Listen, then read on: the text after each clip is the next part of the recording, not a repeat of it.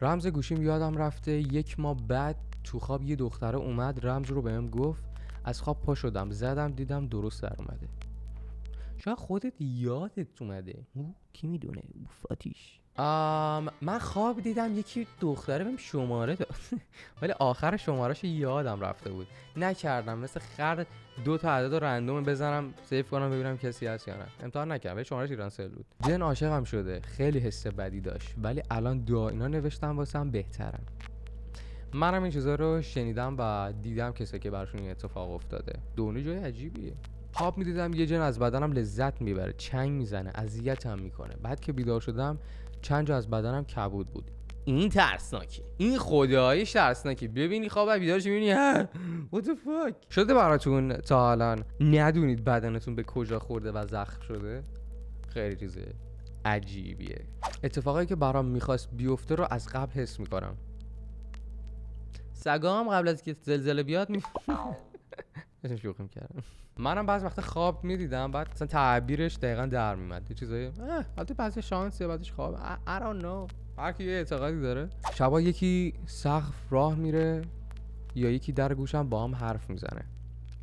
احتمالاً بچه طبقه بالایی داره مثل سگ یورت میمیره طبقه بالا. اینم احتمالش هست. خواب میدیدم یکی چاقو بهم زد. وقتی بیدار شدم دیدم جای چاقو رو بدنم هست. واو. مثلا جای زخم رو بدنت میموند یا چون اگه مثلا چاقو خوردن بود که تو عملا خواب بیدار شدی خون ریزی میکردی. ولی اوکی. قبل از که ویدیو رو ادامه بدیم ایده که این سبک ویدیو از کانال مدگله. کانالش روی صفحه میاد، آیدیش هم داخل دیسکریپشن هست. حتما اگه از این سبک ویدیو دوست دارید برید کانالش رو نگاه کنید، خیلی خفنه. و تمام این تکست نوشته ها رو هم از پیج هیرووید برداشتم. اونجا هم خیلی ویدیوهای مود خفن درست میکنن. حتما چنل رو هم چک بکنید. بریم ویدیو رو ادامه بدیم. آتیش. این رمز گوشی ها هستا. سر من و دختر خالم هم اومده. تو خواب دوتامون هم یه دختر اومد و رمز گوشی رو گفت. ترسناکه. احتمالا دختر استیو جابزی کسی بوده اومده.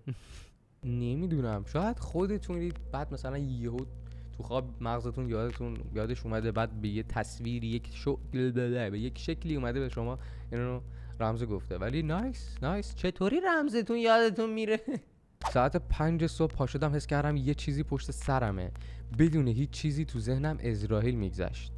تو خواب و بیداری کلی گریه کردم و همسایمون همون لحظه فوت کرده بود. واو. این باحاله. این باحال بود. اینو شدید قبول دارم و باحال بود. اینکه حس بکنی یه فرشته‌ای رو بغلت رد شده یا حضورش احساس بکنی خیلی چیز باحالیه. نایس. از خواب بیدار شدم دیدم روحم نشسته. واو. داره دور و بر رو نگاه میکنه. وحشت کردم. تمام تلاشمو کردم که برسم به روحم برگشت. خیلی باحال بود. اینم بیدار شی ببینی روحت اونجاست داره یه جور دیگر نگاه میکنه. بعد اوکی that was cool. باحال بود. زلزله ها رو از قبل حس میکنم. از قبل که میگم منظورم یه ماه قبل نیست، منظورم چند ثانیه قبله. سگام همین قابلیت رو دارن. ببخشید شوخی میکنم. ویدیو چیکی نمیده ببینی اینجا من بخندیم. میتونم خودم رو با زمین یکی کنم. What؟ گیاها و درخت‌ها و زمین رو حس کنم. دقیقا وقتی مواد میزنیم همین حس رو I'm kidding guys stop it. زلزله ها رو از قبل حس میکنم. گفتم تو سگی.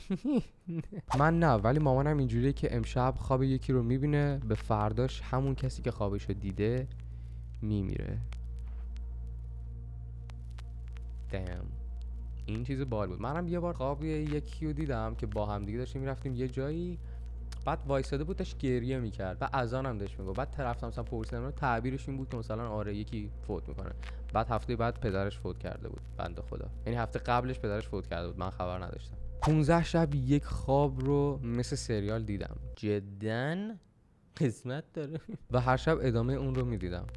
این هم چیزی جالبیه. امیدوارم خواب خوبی دیده باشی حداقل. و خواب بد دیده باشی ولک دهنت سرویس آتیش.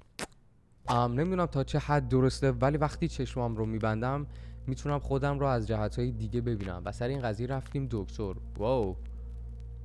مدگل نبینی. و طرف میگفت این یه جور جدا شدن روح از بدنه ولی فقط 50%.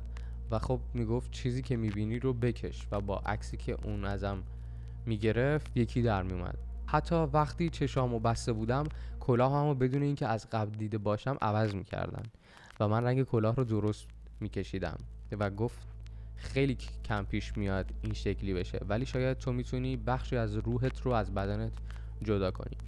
تو رو خدا نری بلگردی به تابیا، میری دیگه بر نمیگردی. استغفرالله. چیز باحالیه. این چیز باحالیه. فکر نکنم افراد زیادی بتونن همچین چیزی رو ببینن یا حس کنن، ولی چیزا به نظرم باحالیه. از طرف دیگه هم ترسناکه. اگه خوشت اومد رفتی بلیت گرفتی با روحت رفتی برنگشتی چیکار کنیم؟ من تا 3 سال پیش یه خواب تکراری میدیدم که یه آقا میومد یه شماره 8 رقمی رو میگفت و میرفت و این خواب تقریبا 2 سال هر شب یا حداقل یه شب در میون تکرار میشد. من فکر میکردم که این یه شماره تلفنه و هر سری امتحان میکردم میگفت در شبکه نیست. خب چی بود شماره 8 رقمی آخر؟ لعنتی ادامهش کثافت. چرا سریال رو از وسط شروع میکنی تموم میکنی؟ آخرش چی شد؟ شماره چی بود؟ با شوهرم قرار بودم، شیفت شب بود، ساعت 2 شب اومد خونه. خودم رو زدم به خواب، لامپ روشن کرد، رفت سر یخچال، اومد تو اتاق، صدای قدمش رو میشنیدم. بالای سرم وایساد، صدای نفس کشیدنش رو حس میکردم. یا ابوالفضل چه ترس، شوهر ترسناکی داری. چشامو که باز کردم کسی نبود. اون خونه فرار کن. انقدر ترسیدم کم مونده بود سکته کنم. واو! من اون شب رفتم چراغ خاموش کردم، رفتم داخل اتاق بخوابم. دیدم یه صدا گفت داغ. اومدم بیرون، دیدم میکروفون پیچیه، پیچ میشه به میز، پیچش باز شده بود افتاده بود زمین. اینجا بودم که اوکی دوباره استش کردم رفتم خوابیدم. ولی این صحنه ترسناکی بود. شاید خواب دیدی، میدونی بین خواب و بیدار آدم خیلی اتفاقا براش میفته، خیلی خوابای الکی و عجیب و غریب میبینه. همیشه موقع اذان صبح یکی میاد در گوشم اذان میگه و بیدار میشم واسه نماز. نایس، چه بال. یه خوابی دیدم وقتی تو خواب بودم اندازه 12 روز کامل برام گذشت و وقتی از خواب پا شدم دیدم فقط 1 ساعت خواب بودم. خیلی این اتفاقا میفته، خیلی این اتفاقا براتون میفته که انگار یه عمری گذشته بعد بیدار میشی میبینی 1 ساعته. آره این چیز طبیعیه، خصلت خواب واقعا همینه. دیدی بیدار میشی خستته؟ قسمت نمیدونم چندمه. من بعضی وقتا که یه خوابی رو میبینم چند وقت بعدش اون خواب تبدیل به واقعیت میشه برام.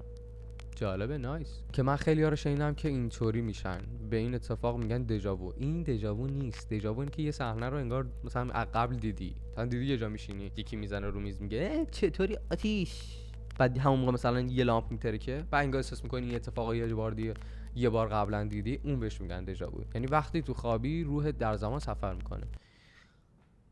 من در این زمینه اطلاعاتی ندارم. گوشیم افتاد تو چای دستشویی.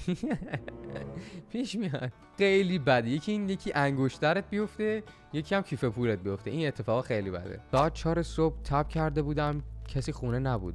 بین خواب و بیداری یکی با لباس مشکی اومد بهم دارو داد. صبحش دیدم کنارم داروه.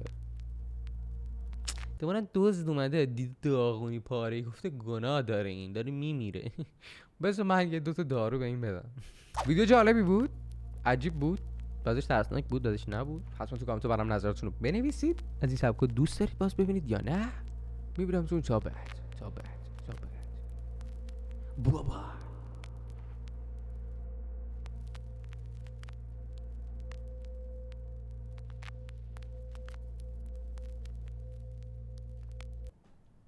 خرفت آتیش.